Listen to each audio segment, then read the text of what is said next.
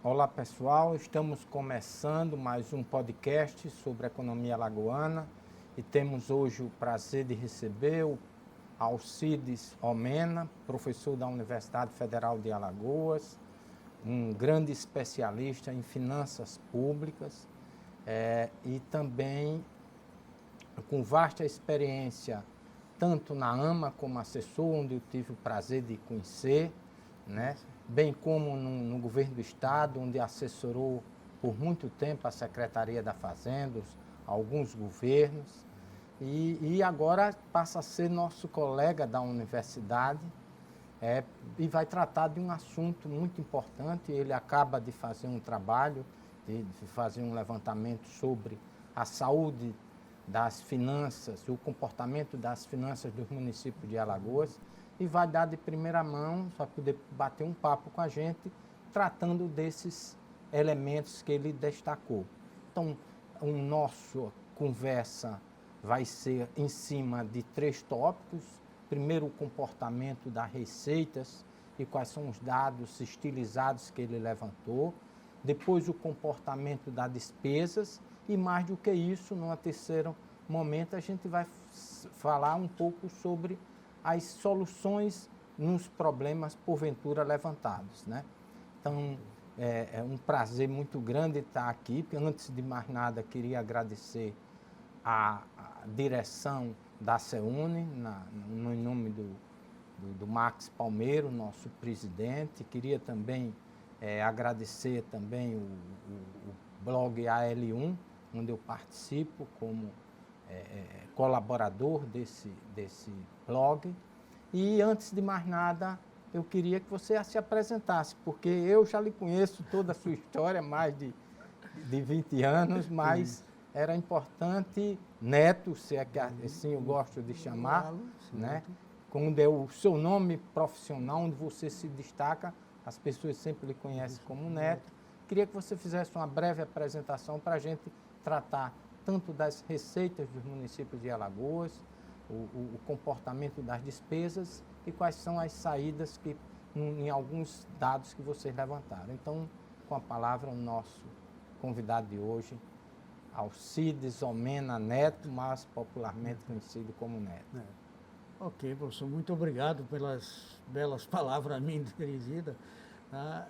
Eu sou Alcides Neto, né? Muito conhecido aí no meio público como Neto e no meio privado também. Eu fui contador durante muito tempo da iniciativa privada também. Hoje eu estou como professor de Economia do Setor Público 1 e 2 e Economia de Alagoas no polo lá de Santana do Ipanema, da UFAL. Certo? Posso dizer que sempre é uma experiência muito grande para mim e, claro, trago no bojo essa experiência de ter passado na Secretaria da Fazenda e foi como o professor Arnon Chagas, que foi o cara que me puxou mais diretamente para lá, que ele disse, olha, aproveita aqui que isso aqui é um doutorado.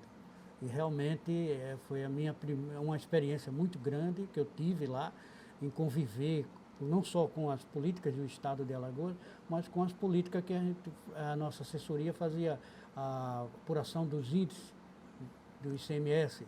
E eu pude conviver com as realidades dos municípios. Mas é importante destacar aqui para os outros que você vem de uma origem de família da contabilidade. Você respira a sua família, economia e contabilidade já faz parte da família Omena. Tios, irmãos, parentes. Né? Com certeza. Eu fui o primeiro empregado, né, da minha tia, né, quando ela abriu o escritório dela lá em 68, 69, por aí. Eu fui o boy, né? Eu entrei como boy. E daí por diante fiquei, quando me formei em 82, entrei na Universidade de 78, saí em 82. Embora que minha vontade fosse sempre voltada para a economia, mas foi a contabilidade que me deu os primeiros passos, certo? Porque eu já convivia, ficou mais fácil para mim, tal, aí tive escritório, montei escritório, etc. E convivi com várias empresas grandes, como Profertil, algumas usinas. Então, isso daí me deu uma vasta experiência de como essas coisas funcionam, né? Ou seja, essas estruturas, como elas funcionam. Depois você foi para a AMA para ensinar também, ajudar justamente, o outro lado. Aí vou para a Secretaria da Fazenda e convivo com os fiscais que fiscalizavam, que a gente tentava no tempo da iniciativa privada, ou seja, a gente fazia uma coisa com medo dos fiscais. Depois eu fui lá para os fiscais para ver como era essa interação do fiscal, então isso aí foi uma riqueza muito grande que eu tive. E, claro, não é por eu dizer, não, eu sou legalista, não. É que eu fui ver que tinha um fundo bem mais profundo a questão da presença do Estado nessa economia, como ele. Ou seja, eu fui ver que tinha uma série de outros motivos e outras situações que faziam com que a gente ficasse engessado. Por que os nossos empresários agem dessa maneira? Por que a fiscalização age dessa maneira? Né? Ou seja, você provou os dois lados da moeda. Dessa moeda. Né? E eu fui ver, quando eu fui ver o primeiro orçamento do Estado, em que eu participei junto com Georgina, Bartolomeu, com aquela turma, aí foram os meus mestres, foram ensinando, não, isso aqui, que eu fui ver que colocavam-se lá, quando eu ia colocar as previsões, colocavam-se lá uma medida, certo? Chamada da medida da sonegação, ou seja, o Estado não aumenta o tributo, não é por nada não. O Estado aumenta também prevendo que uma parte daquele dinheiro vai ser sonegado. Certo? É a lei de Laffer, né? Na economia Isso, a gente chama de Laffer. Não adianta você aumentar muito a tributação, porque a sonegação vai aumentar. Então, aquela história, o que é que está faltando para o Estado e o que é que está faltando para a sociedade? Entendermos que, porque existem outras circunstâncias, existem países, existem nações, que essa curva de Laffer é bem mais estreita, a nossa é muito larga. Então, de onde é que vem todo esse processo da sonegação, etc.? Mas isso daí é um estudo que a gente pode fazer depois. Né? Mas hoje, quando você fala de Georgina, Bartolomeu Bueno, Neto, mas eu vejo a geração nova, meus alunos, mas sempre estão recorrendo a vocês três. Esse tripé sempre está lá cooperando com todo esse processo. Eu acho que a gente tem que aproveitar as riquezas, professor, porque a gente estava lá na questão das letras, certo? A gente estava convivendo aquele mundo ali, certo? O Estado 9 meses sem salário, aquela coisa absurda que aconteceu no Estado de Alagoas, ou seja, a quebra do Estado. A gente conviveu com aquilo ali. E a gente, como aqueles caras um pouquinho mais críticos, que a gente não fazia parte muito daquele núcleo lá duro deles, a gente estava sempre dizendo, rapaz, isso não vai muito longe. Não vai... E realmente não foi muito longe. Aconteceu aquilo ali, que poderia ser pior. Ainda bem que se contornou. Mas o Estado ainda guarda muita sequela daquilo ali. Então, eu viajei 2 vezes com Georgina, a gente foi lá em Brasília, que foi aquela época também que o Fernando Henrique tinha implementado aquela reforma de Estado, né? Ou seja, a gente estava saindo de um tipo de orçamento. Isso. Aí orçamento de programa. Orçamento de programa. Ou seja, estávamos saindo de uma tipologia de orçamento para uma nova tipologia. Então a gente foi muito a Brasília, teve muito bons aprendizados lá com o pessoal. Então isso também nos deu essas ferramentas que a gente procura. Na época da AMA, como o senhor falou, foi muito procurado pelos municípios. Agora deveria ser muito mais potencialidade. Certo? Aqui vai uma crítica para a própria instituição. Certo? Poderia ter explorado bem mais a AMA, aquela coisa ali, e ter se projetado. Ela ainda é uma das referências, até no nível nacional, mas tem que sair um pouquinho do escopo e realmente apresentar resultados para o município. Acho que é a função. Neto, voltando um pouco nisso, faz me lembrar também, eu tive uma participação na época, foi um estudo sobre as finanças do Estado, onde a gente mostrava que o Estado chegou num estrangulamento quando a chegada do Longo, ele pediu um relatório e a gente levantou que o Estado tinha perdido a capacidade de gestão. Né? A receita corrente, a folha era maior do que a receita corrente líquida. Então, o Estado estava aniquilado, foi ter que preciso, né, passar a dívida para o Estado, fazer a União, Isso. e a União assumir, e a gente federalizou a nossa dívida. E um custo a gente pagou muito caro, que recentemente foi negociado, porque quando foi negociado foi com a taxa draconiana, prejudicando bastante o desenvolvimento do Estado. Mas vamos voltar o seu estudo recente. Vamos nos ater As finanças dos municípios. Primeiro, pelo lado da receita. Como é que está o comportamento, né, da receita? Os municípios estão arrecadando. Como é que está a feição da arrecadação dos municípios alagoanos? Eu não sou pessimista, professor, né? Porque se fosse, nem aqui estaria. Eu sou um cara otimista. Mas a nossa gestão financeira, principalmente de receita, é um caos. É caótica. Certo? O Nordeste em si já é dependente. E nós aqui do estado de Alagoas, é um negócio sério. Nós somos totalmente dependentes das transferências. Certo? Qual é o peso das transferências correntes na receita total? Hoje, por um trabalho que eu fiz junto com o Vitor, meu filho, dos últimos 20 anos, de 2000 até de 2020, foi a coisa, eu deixei até 2020 circunstancialmente para não colocar a coisa da pandemia, senão contagiaria e tal, porque é um ano 2000, 2020, 2021 e 2022 foram 2 anos muito atípicos. Então, eu deixei até 2020. Então, a gente pode ver, a média que nós temos desses 20 anos de transferências correntes é uma participação de 80,77%. É muito problemático. Então, precisamos de transferência. Traduza em termos de linguagem popular. Com certeza. Simplesmente... Justamente, são verbas que não são nossas, não foi produzida pelo nosso esforço fiscal. Não houve esforço fiscal. É verba que estão vindo de lá pela uma compensação constitucional. Tudo bem, legal, muito bacana. Certo? Mas está aqui. É importante que quem está nos assistindo observar que hoje, em média, nos últimos 20 anos, municípios, que isso é um comportamento muito característico dos municípios do Nordeste, mas 80% da receita dos municípios, eles vêm de obrigações constitucionais ou vêm de fora do Estado, não é produzido no Estado. Com certeza. Então, essa estrutura não dá para se manter, ou não se sustenta, né, ao longo tempo. Por isso que a gente assiste muito esse processo de muita corrida, Maceió-Brasília, corrida das emendas, corrida dos socorros federais, para tudo, e a gente fica procurando fatos para tentar nos agarrar.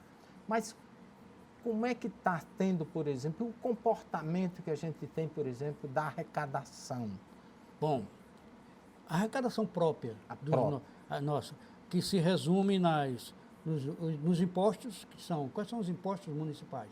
O IPTU, o ISS-EQN, que é o Imposto sobre Serviço de Qualquer Natureza, o ITBI, né, que é o Imposto da Transmissão de Bens Imóveis, e as taxas.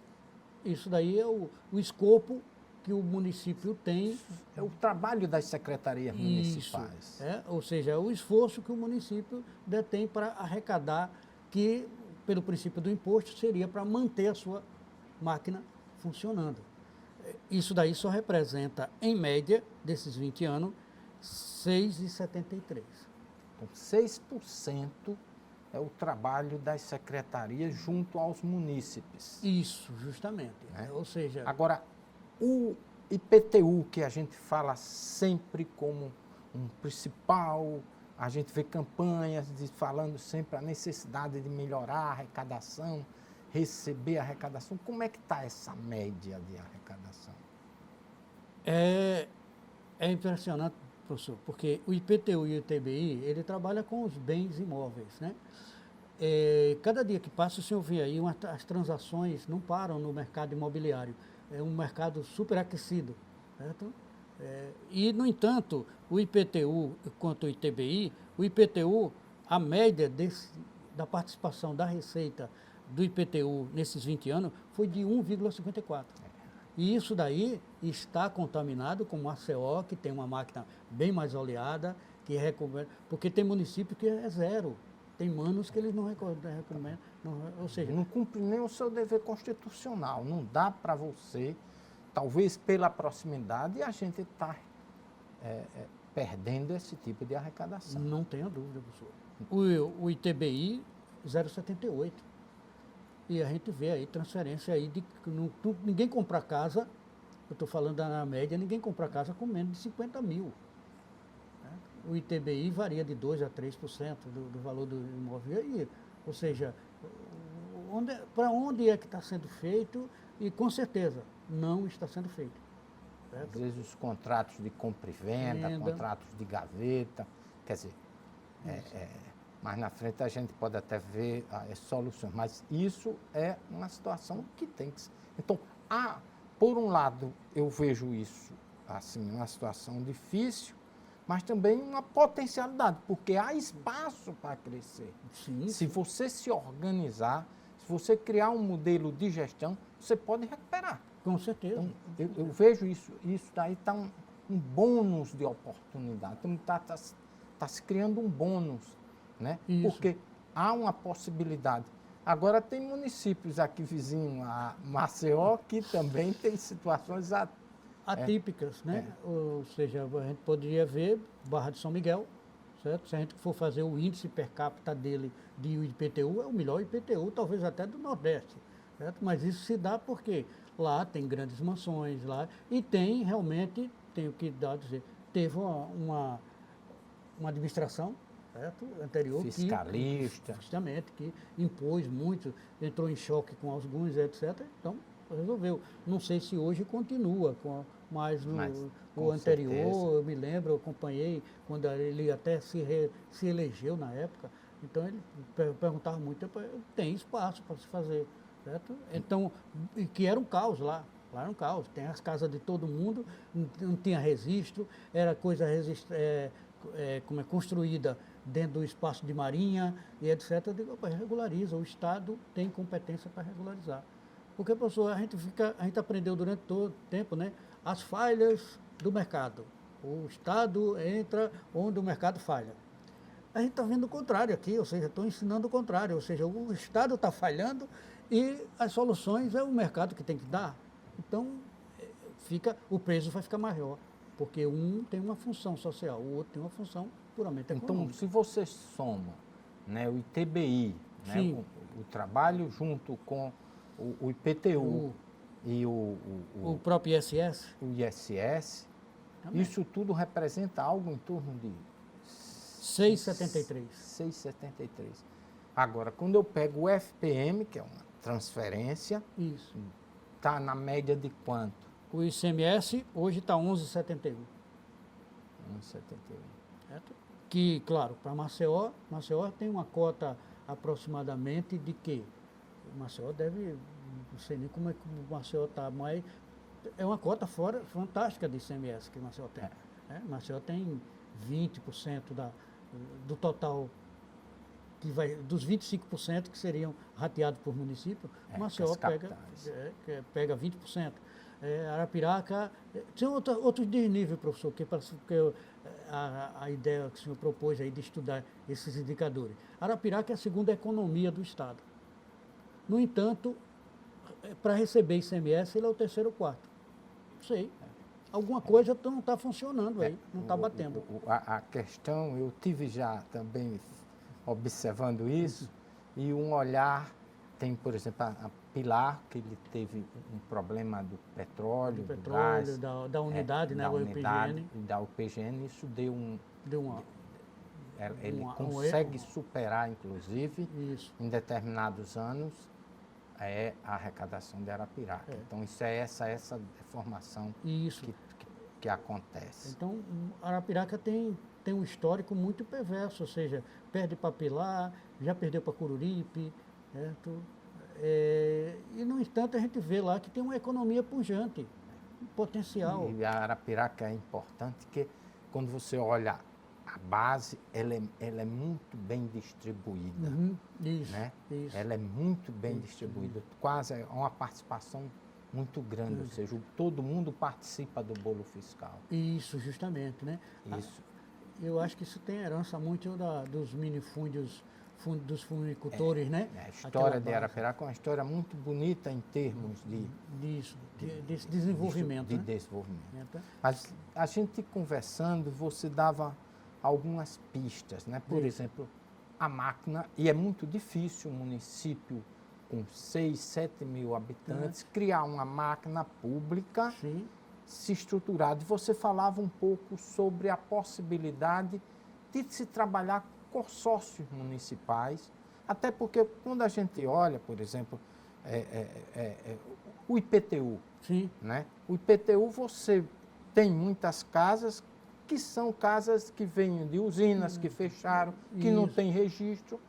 O município não tem nem condições de cobrar porque eles não estão registrados. Não tem base. E quando você for olha, tem municípios que não tem cartório.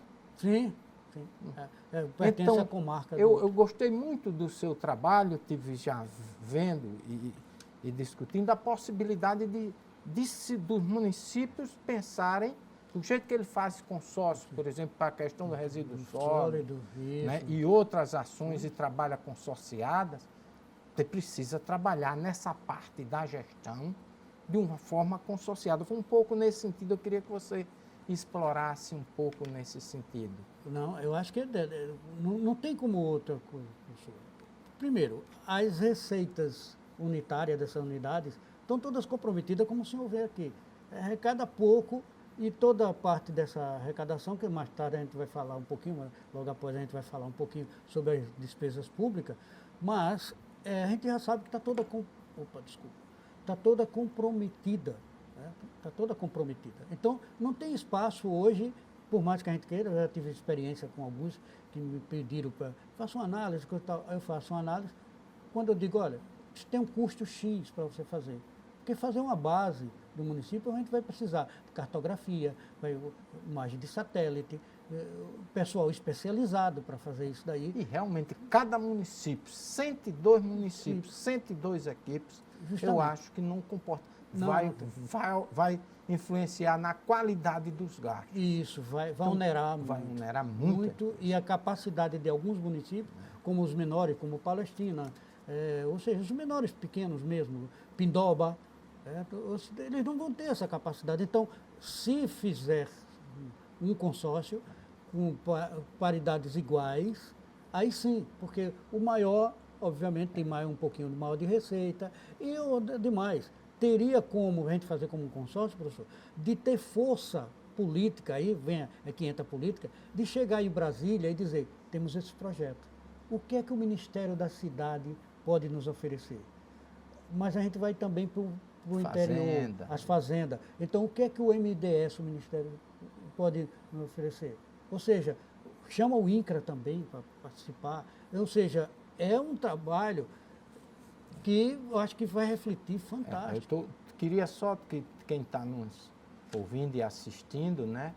A gente está aqui diante de um especialista na área de finanças públicas, com militância na área, e trazendo não só os problemas, mas as soluções que podem ser perseguidas, né?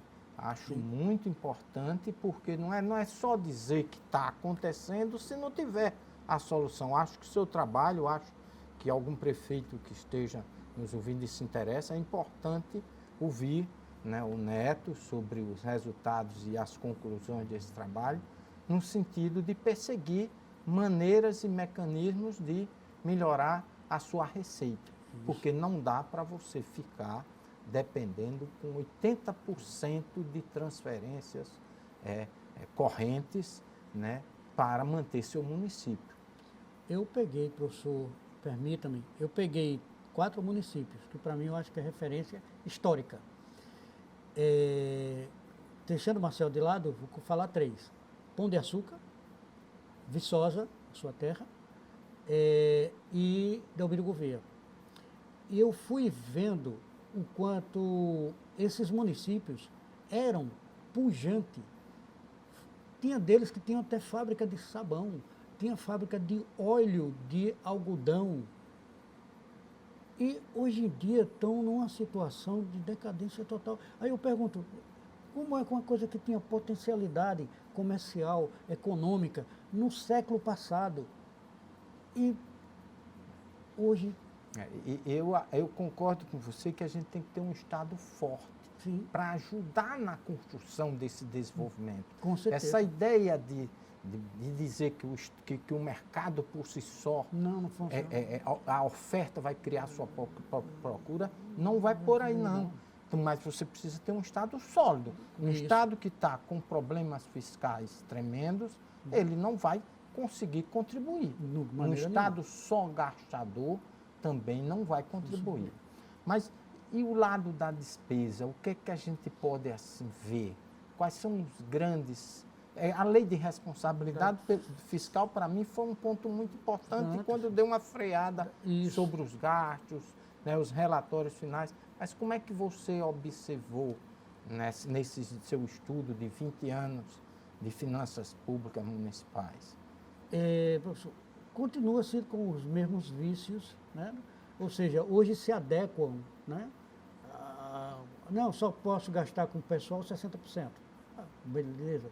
Só que cria-se mecanismo e continua se empregando, contratando pessoas por intermédio de fundações, ONGs, etc. Gente, o Estado não é empregador. O Estado é dinamizador. A função, justamente, a função dele é fomentar. Não ele fazer, não ele... Ou seja, a gente está sempre nessa contramão. Então, os municípios copiam o que a União está fazendo, copiam o que os estados estão fazendo. E com os vícios que nós temos, né, como o senhor sabe muito bem, esses vícios são vícios, posso dizer assim, históricos.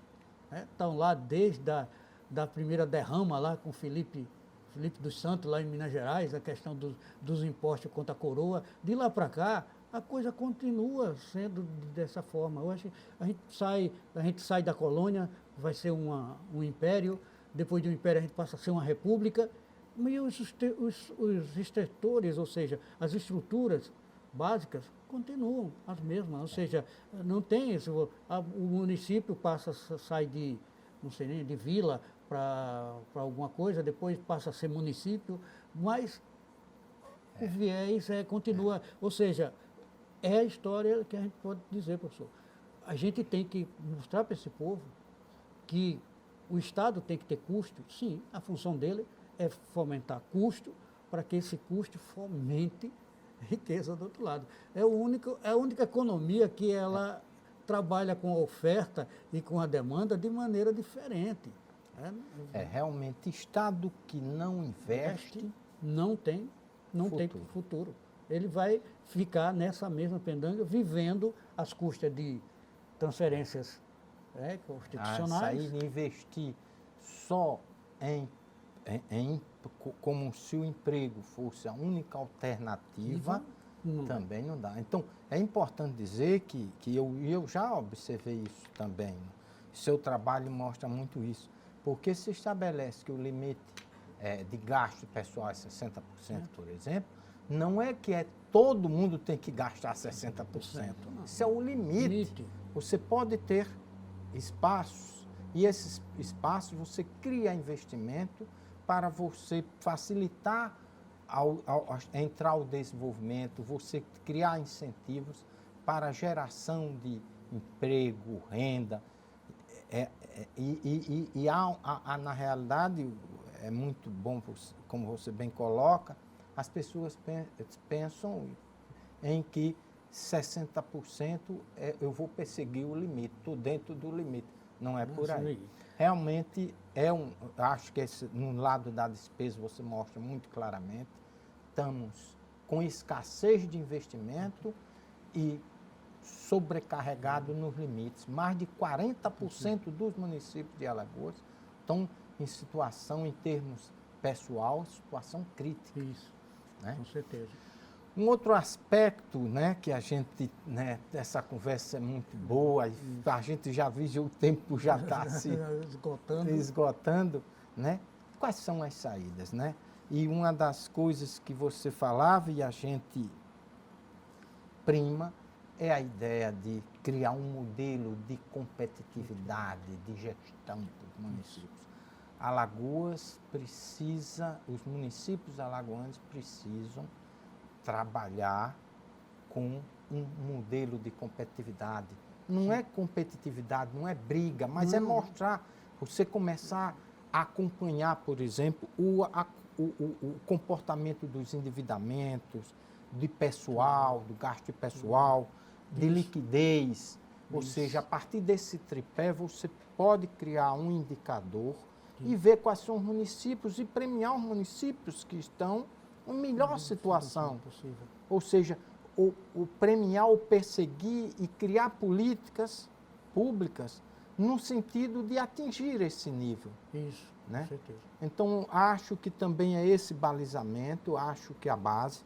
Esse trabalho eu quero colocar que a gente já tem discutido no meio universitário e você faz parte dessa equipe, que eu vou, né, oportunamente conversar com a AMA, com os atores, para a gente implementar no estado de Alagoas. Alguns estados já começam a implementar isso. E outra coisa, se não se pensar de forma cooperativas, não vamos chegar a lugar nenhum. A gente vai, temos uma janela de oportunidades, que é essa reforma tributária, mas a gente vai ter que aproveitá-la. Senão vai ficar mais um trem que passou na nossa vida. Isso. Né? Inclusive, eu deixo até uma crítica aqui, né, porque a questão que o senhor fala da reforma tributária vai vir, e até agora, professor Arnaldo, não vejo nenhum, ou seja, pelas agendas que eu vejo aí, não vejo nenhum pronunciamento, nem da AMA, nem dos órgãos, nem dos próprios municípios, preocupado para dizer qual vai ser o impacto. Alguém, por favor, venha aqui explicar qual vai ser o impacto do meu município. Ninguém. Ou seja, a gente faz os estudos, claro, mas a gente faz os estudos baseados nas suas arrecadações pretéritas, passadas. Ou seja, eu não estou com os orçamentos, pelo menos da grande maioria dos municípios. Eu teria que ver para ver o que é que eles estão vendo. Essa mudança de base, né, de tributação, como é que vai ser? Então, Neto, eu queria, na realidade, agradecer, é um prazer muito grande, sempre é bom estar conversando com você e aprendendo com você, e dizer o seguinte, que aqui está sendo colocado para os gestores, né, mais uma janela para uma discussão, e temos um grupo, temos pessoas de Alagoas, para contribuir com essa discussão, né, de gestão. Então, acho que uma coisa que esse programa, esse podcast traz é dizer, olha, nós estamos disponíveis para, temos pessoas, né, temos já existe grupos para contribuir com esse debate. Porque está parecendo que não está existindo essa semana ou na próxima, a gente está discutindo ou está sendo aprovado ou não a reforma, o que vai sair a gente não sabe, mas precisamos agir de forma proativa. Então, Neto, para mim foi esclarecedor, parabéns pelo trabalho e obrigado por você vir aqui de primeira mão conversar com a gente. Eu quem agradeço profundamente, porque falar do nosso estado, a gente tem um carinho muito grande para o nosso estado, né? Que é o lugar que nós nascemos, é o lugar que nós nos criamos, né? Ou seja, onde foi dada a oportunidade de nós vivermos, né? É esse palco, então a gente tem que cuidar dele. Tá? Então a gente fica sempre preocupado com isso daí, então, e reforçando a palavra, estamos aqui disponíveis para que, se alguém quiser fazer estudos, estendermos, está aí a grande oportunidade.